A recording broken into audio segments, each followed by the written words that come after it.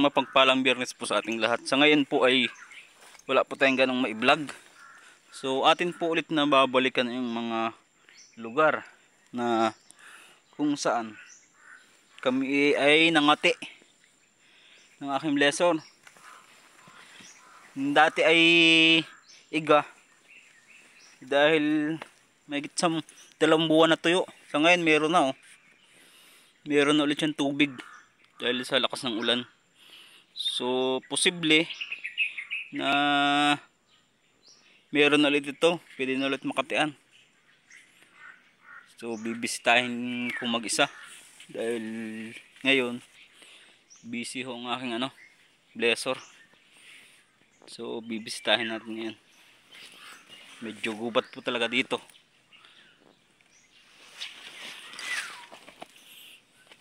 Yan.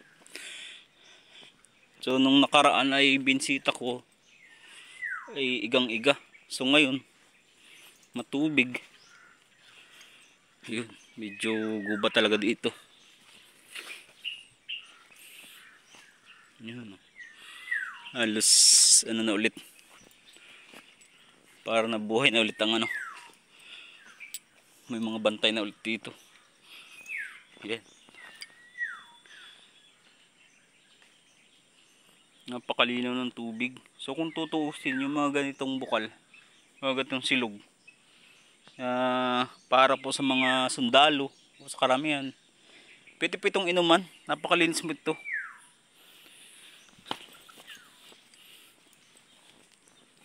Ayan, medyo iba yung atmosphere. Parang nakakaramdam ako ng bigat sa katawan. Ibig sabihin pag may ganyan, meron yan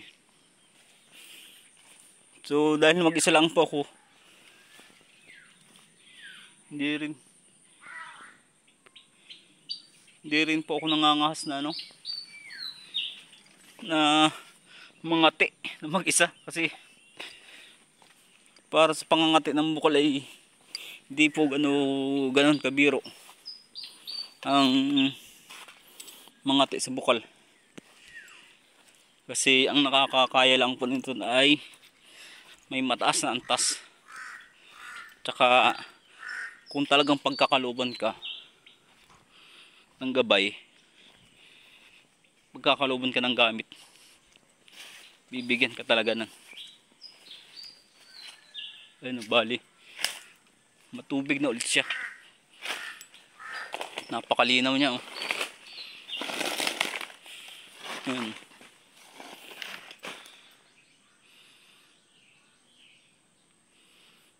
Wala tayong dalang wala tayong dalang pangkati mangati sana tayo. Yun, napakalinaw ng tubig So nakakatawa lang na yung dating mga pinagkatian mo na iga, sobrang lakas ng ulan, nagkameron ulit siya.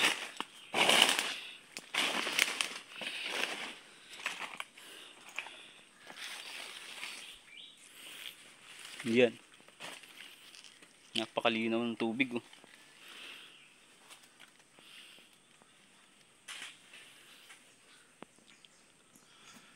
Bali ito po yung pinakamalaking puno.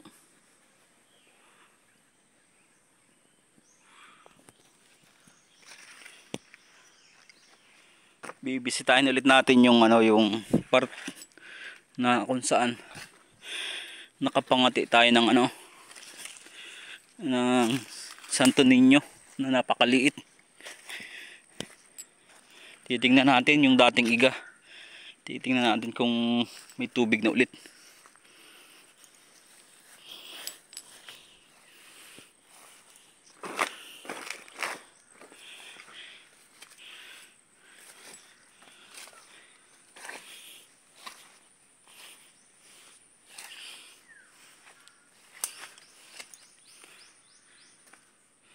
Ayun may tubig na ulit siya So napakadulas nga lang po ng daan.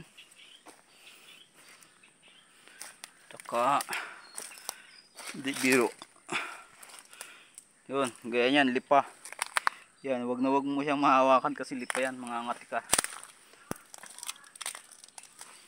Yan.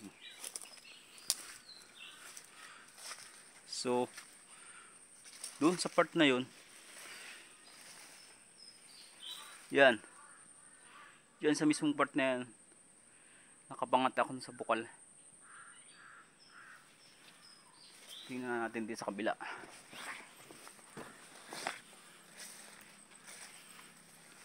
Kung may tubig. Ito nga palang part nito may tao kasi pantay yan kasi may nagkakaingin oh, yung mga tanim.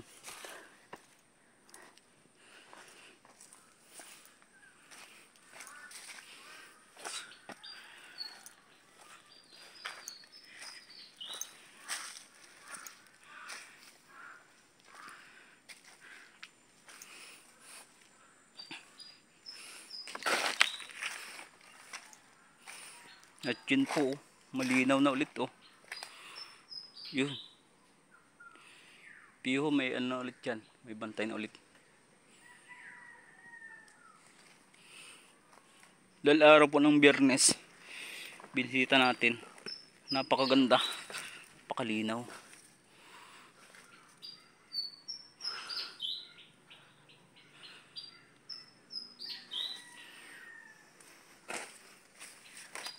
Yan. So, dito po sa part na ito, dito rin ako nakakita ng napakalaking isda. So, kung tinatawag na yun, bantay. Yun lang po at ako'y babalik na